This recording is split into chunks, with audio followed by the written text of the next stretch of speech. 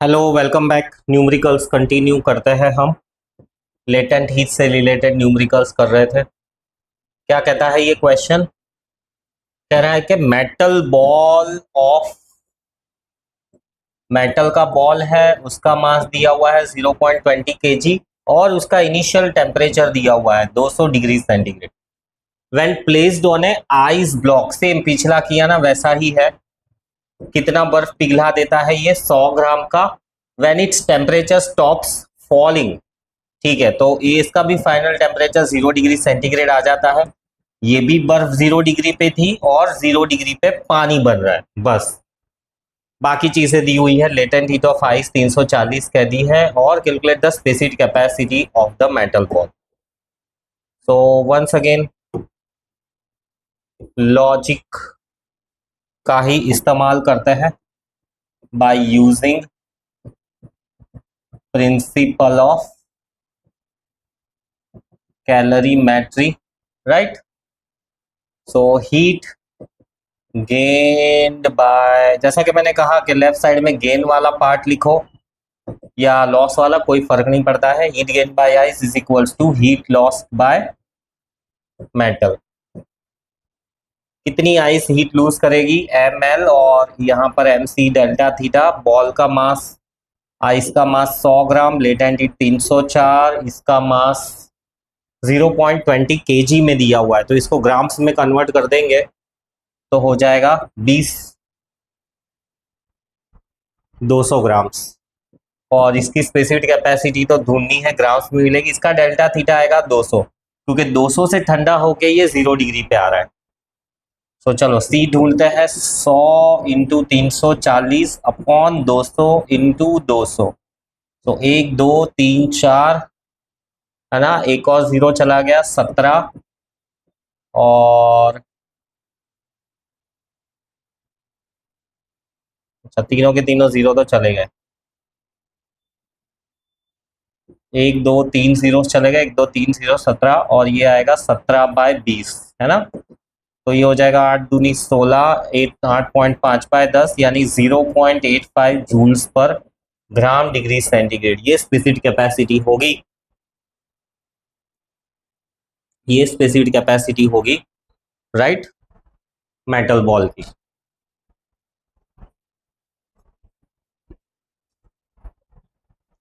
आगे बढ़ते हैं। 30 वॉट इमर्शन हीटर, राइट। तो हीटर है, उसका पावर दिया हुआ है 30 वॉट। और heater just keeps 600 gram of molten metal at its melting point. तो मेटल है जिसका मास है 600 ग्राम, लिक्विड स्टेट में है, right, maintains at its melting point. तो ये जो भी थीटा इनिशियल है वो उसका मेल्टिंग पॉइंट, इतना ध्यान रखो। The heater is switched off and the temperature starts falling after 6 minutes, right. तो 6 मिनट के अंदर थीटा आई से थीटा फाइनल पहुंच रहा है। और थीटा आई से थीटा फाइनल क्या पहुंच रहा है? ये जो है ना, यहाँ पर फ्रीजिंग हो रहा है, मतलब सॉलिडिफिकेशन हो रहा है। देखो इस क्वेश्चन को समझो, बहुत ही जबरदस्त क्वेश्चन है। Calculate the latent heat of fusion of metal, है ना। देखो क्या कह रहा है क्वेश्चन, 600 ग्राम का मेटल था, लिक्विड फॉर्म में था। तो इनिशियल जो टेम्परेचर था ना, वो उसका मेल्टिंग पॉइंट था। उसी मेल्टिंग पॉइंट पे वो 6 मिनट तक पड़ा रहा, और फाइनल टेम्परेचर भी यही वाला है, क्योंकि 6 मिनट तक टेम्परेचर में कोई चेंज ही नहीं आया। लिखा हुआ है देखो, 6 मिनट के बाद टेम्परेचर चेंज हो रहा है, यानी मेल्टिंग में जो टाइम लगा है, सॉरी सॉलिडिफिकेशन में जो टाइम लगा है ना, वो है 6 मिनट। तो calculate the latent heat of fusion of metal, कैसे कैलकुलेट करेंगे? So again using principle of calorimetry, right. Heat supplied by heater is equals to heat gained by liquid. So कितनी हीट सप्लाई हो रही थी heater के through? 30 joules per second, है ना, और 6 मिनट में ये ठंडा मतलब सॉलिडिफाई हो जाता है। तो क्योंकि यहाँ पर लेफ्ट साइड में टाइम है ना, तो यहाँ पर ही हम 6 मिनट मल्टीप्लाई कर देते हैं। और हीट गेन्ड बाय लिक्विड, तो उसका तो चेंज ऑफ स्टेट हो रहा है, तो ml। देखो इसको लॉजिक को देखो, हीटर का पावर टाइम मल्टीप्लाई किया और heat gained by liquid, heat lost by liquid, heat lost by liquid to solidify, है ना। इस तरह से हमको लॉजिक्स कंस्ट्रक्ट करने हैं। और इसको भी सेकंड में कन्वर्ट कर दो, 360 seconds, mass of the 600, latent heat हमको ग्राम्स में ही मिलेगी क्योंकि ये भी ग्राम में है। 0 0 0 0 कैंसल, लेटेंट हीट आ जाएगी 3 × 36/6, तो 18 जूल्स पर ग्राम।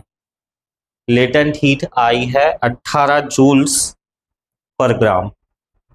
समझ में आया? देखो बहुत ही गजब का क्वेश्चन है, लॉजिक से ही, क्योंकि हम हर बार पावर के साथ ही टाइम मल्टीप्लाई करते हैं, तो ज्यादा दिमाग मत लगाओ, पावर के साथ ही टाइम मल्टीप्लाई कर दो। और अदर साइड पे तो चेंज ऑफ स्टेट हो रहा है, क्योंकि क्लियरली लिखा हुआ है कि टेम्परेचर 6 मिनट के बाद चेंज हो रहा है।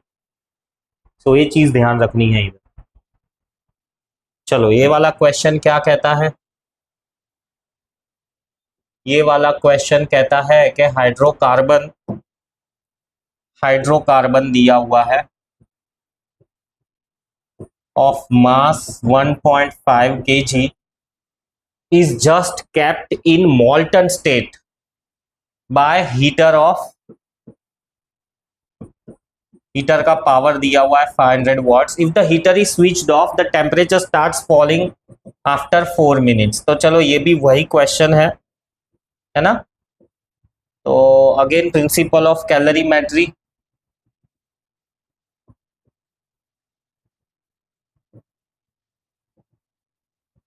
के heat lost by heater is equals to heat gained by hydrocarbon.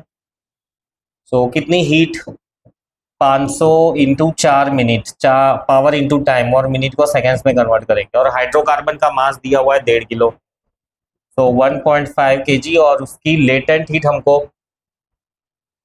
ढूंढनी है। ठीक है, सिंपल, 500 इंटू 4 इंटू 60, 15 इंटू 10,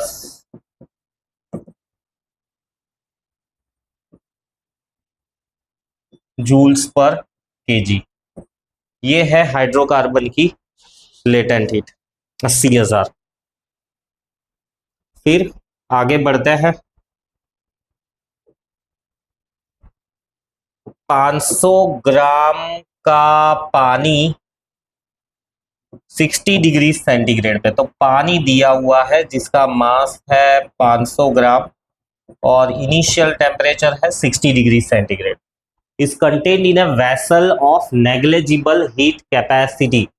ठीक है, तो वेसल को इग्नोर कर देना है क्योंकि उसकी हीट कैपेसिटी नेग्लिजिबल दी हुई है। अब क्या कहते हैं, into this water is added 400 gram of ice at 0 degree centigrade, calculate the amount of the ice which does not melt. तो कितना आइस मेल्ट हो जाएगा वो ढूंढना है, तब जाके हमको मिलेगा कि इतना आइस मेल्ट नहीं होगा। क्वेश्चन समझ में आया? बर्फ पानी के अंदर डाला हुआ है, अब पानी ठंडा होते होते होते होते फाइनली सारा पानी है ना 0 डिग्री पे आ जाएगा। अब पानी भी 0 डिग्री पे आ गया है, तो बाकी का बचा हुआ बर्फ गर्मी लेगा कहां से, तो बर्फ बच जाएगा। So once again by using principle of calorimetry, क्या कहता है यहाँ पे, heat lost by ice is equals to heat gained by, heat lost by ice नहीं है, heat gained by ice, heat gained by ice is equals to heat lost by water, पानी ठंडा होता जाएगा। सो इसके लिए ml आएगा और इसके लिए mc डेल्टा थीटा आएगा। मास ऑफ द आइस कितना है, 400 ग्राम, और उसकी लेट नहीं 400 ग्राम नहीं, कितना बर्फ मेल्ट होगा वो ढूंढना है। लेटेंट हीट है 336 जूल्स पर ग्राम। कितना पानी था? 500 ग्राम, जिसकी स्पेसिफिक कैपेसिटी थी 4.2 जूल्स पर ग्राम। डेल्टा थीटा 60 से 0 तक आया ना, तो इससे हमें मिल जाएगा कि कितना बर्फ मेल्ट हुआ है, ताकि वो इस पानी को 0 डिग्री तक ला सके। 500 into 42/10 into 60 divided by 336, 0 cancel, 6 से जाएगा, 5 6 जा 30, 6 6 जा 36, 56, 14 से जाएगा,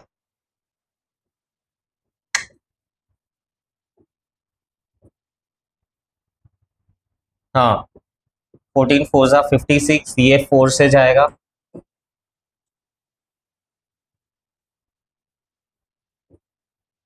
125 into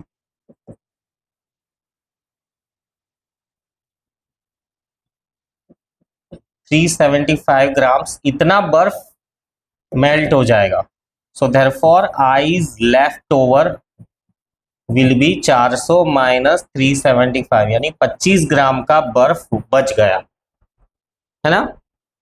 once again simple, simple तो नहीं है, मतलब इसको समझना चाहिए क्वेश्चन को और फिर सॉल्व होगा। आगे बढ़ते हैं।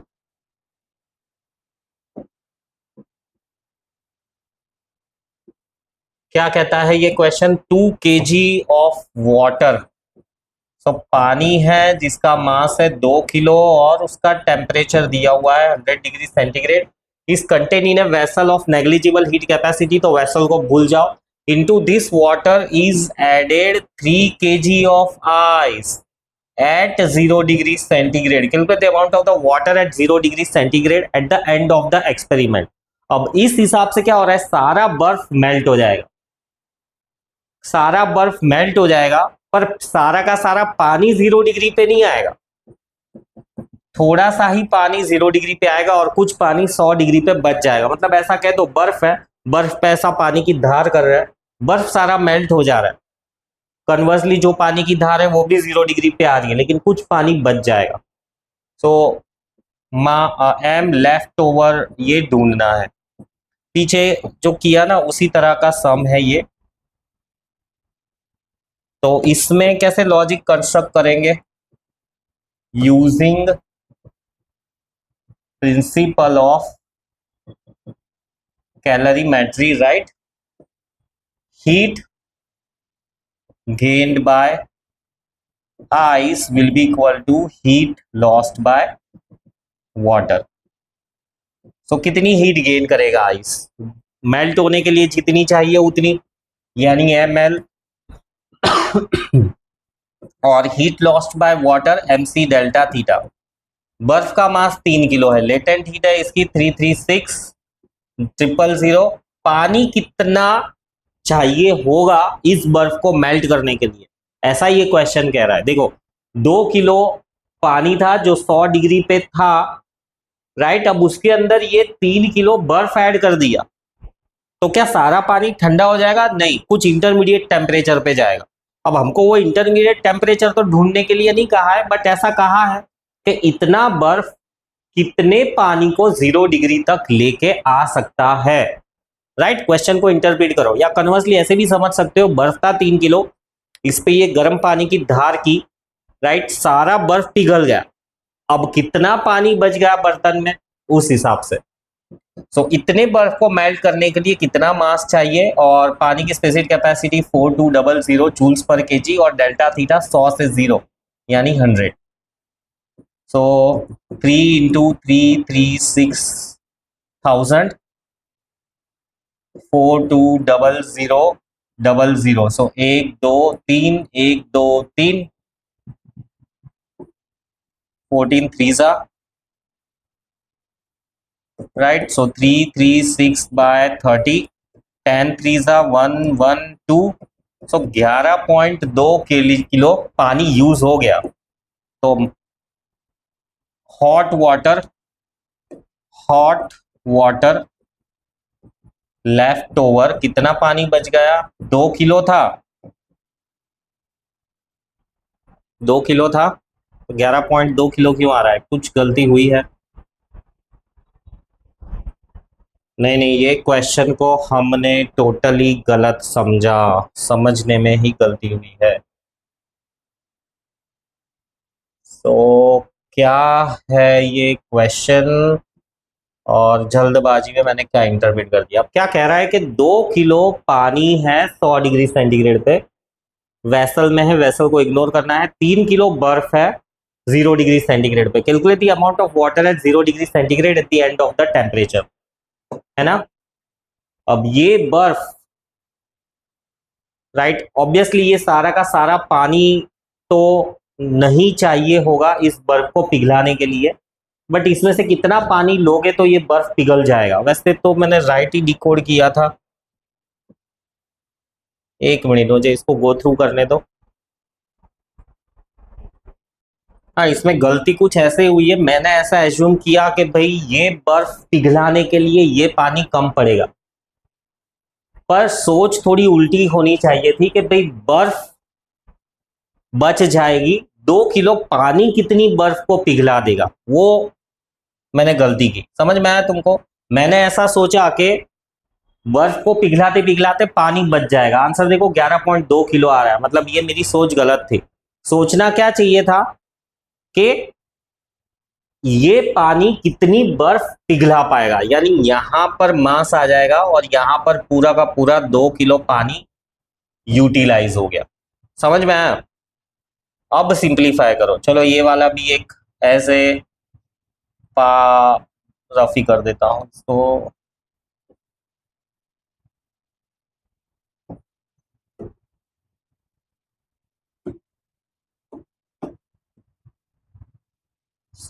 एम को सब्जेक्ट बना दे तो ये हो जाएगा 2 × 4 200 into 100/3 3 6 0 0 1 2 3 1 2 3।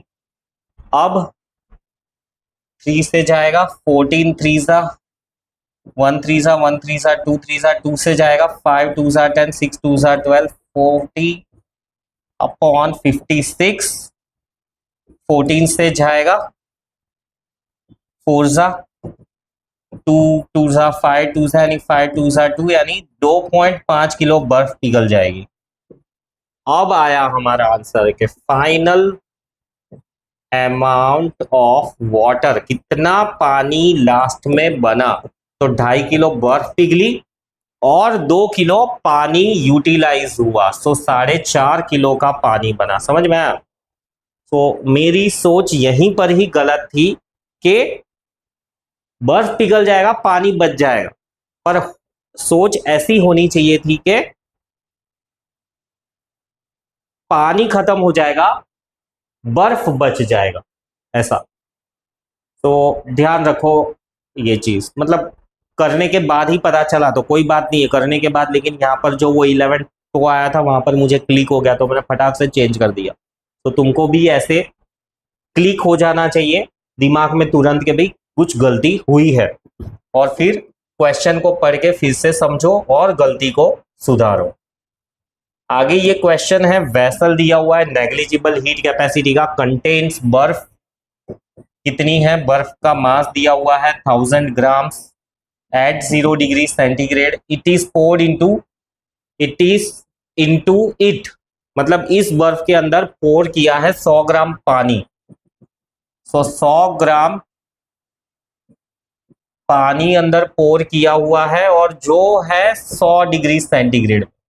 What would be the result eight the end of the experiment, मतलब ये पानी अंदर डाला है तो कुछ बर्फ पिघल गई और कुछ रह गई, तो कितना पानी बना और कितनी बर्फ रह गई वो ढूंढ के हमको दिखाना है। चलो इसको भी हम बहुत आराम से सॉल्व कर लेंगे by using principle of calorimetry, है ना।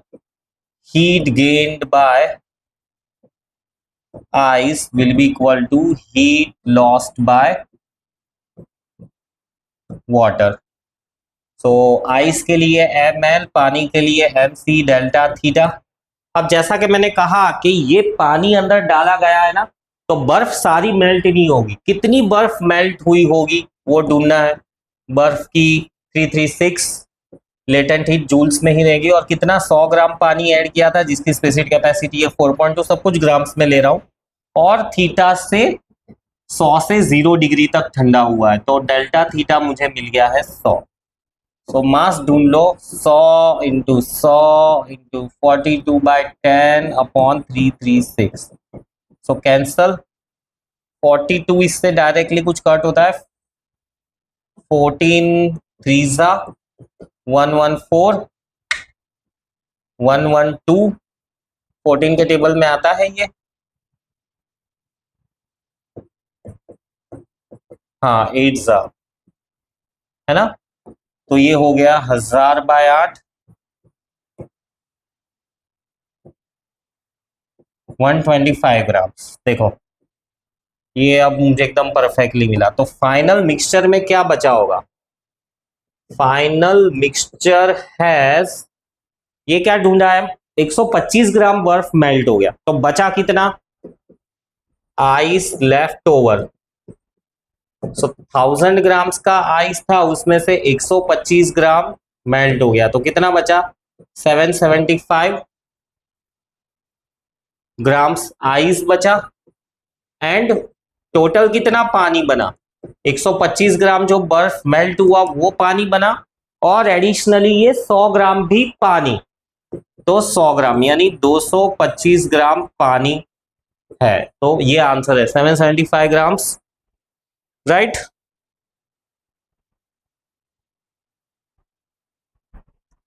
क्या हुआ, कुछ गलत सब्ट्रैक्शन में हुआ, 10 में से 5 गया, 9 में 7 गया, 9। अच्छा 875 ग्राम्स, 875 ग्राम्स, 875 ग्राम्स बच गया। और टोटल पानी कितना हो गया उसके अंदर, 225। दोनों मिला के वेट आ रहा है कितना, आ रहा है 1100 आना चाहिए, तो इन दोनों को मिला के भी 1100 आना चाहिए, आ रहा है, बिल्कुल सही। आगे बढ़ते हैं, क्या है ये question, what will be the result when 400 gram of copper. So copper दिया हुआ है, मास 400 ग्राम, क्लिप्स एट, पता नहीं क्लिप्स एट क्या है, 500 डिग्री सेंटीग्रेड विथ, अच्छा चिपक गया, 800 ग्राम ऑफ क्रश्ड आइस। 800 ग्राम ठंडी बर्फ के अंदर गरम गरम कॉपर मिक्स कर दिया, तो क्या होगा। अच्छा what will be the result, again ये वही चीज है कि फाइनली क्या होगा, है ना। कॉपर का टेम्परेचर कहाँ आएगा, बर्फ बच जाएगा, क्या होगा। चलो पहले एक अंदाजा लगाओ। एक पॉसिबिलिटी तो ये है, एक पॉसिबिलिटी तो ये है कि ice consumed and some copper at 500 degree centigrade पे रह गया, मतलब ये आइस सारा का सारा कॉपर ठंडा नहीं कर पाएगा, पहला ये है। दूसरा ये हो सकता है कि some ice is left over and all of copper attained 0 degree centigrade, ये हो सकता है। बोलो अब तुम्हारे हिसाब से क्या होगा, अब मेरे हिसाब से यही होगा, क्यों, एक्सपीरियंस। दूसरी चीज, बर्फ बहुत ज्यादा है, कॉपर की स्पेसिफिक कैपेसिटी बहुत कम है, तो जल्दी से ठंडा हो ही जाएगा, है ना। गरम गरम बर्तन रखते हैं तुरंत ठंडे हो जाते हैं, बर्तन के अंदर का पानी ठंडा नहीं होता है पर बर्तन ठंडा हो जाता है, तो इसीलिए मुझे ये सेकंड ऑप्शन सूटेबल है। So using principle of calorimetry, है ना, heat gained by ice is equals to heat lost by copper. तो कितना बर्फ बच जाने वाला है, मेरे हिसाब से तो m अमाउंट ऑफ बर्फ कंज्यूम हो गया। लेटेंट हीट ऑफ द बर्फ 340, मास इसका कॉपर का 400 ग्राम, और उसकी स्पेसिफिक कैपेसिटी कितनी दी हुई है 0.42, और डेल्टा थीटा आएगा 500। तो देखो कितना बर्फ यूज हुआ है ये जो कॉपर था उसको 0 डिग्री तक लाने के लिए। तो डेसिमल पॉइंट्स हटा के 100 इंटू 340, 2 से जाएगा, 2 2 सा 4, 1 17। अब नहीं कट होगा, तो अब मैं क्या कर सकता हूँ,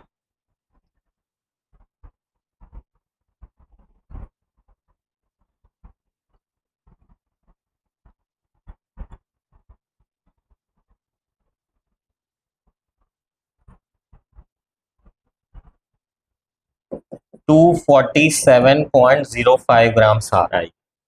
मतलब इतना बर्फ कंज्यूम हो गया, 247 ग्राम्स बर्फ कंज्यूम्ड हो गया।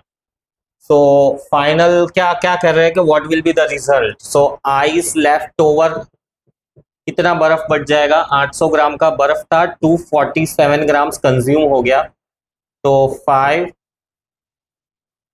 553 ग्राम्स बर्फ बच गया है।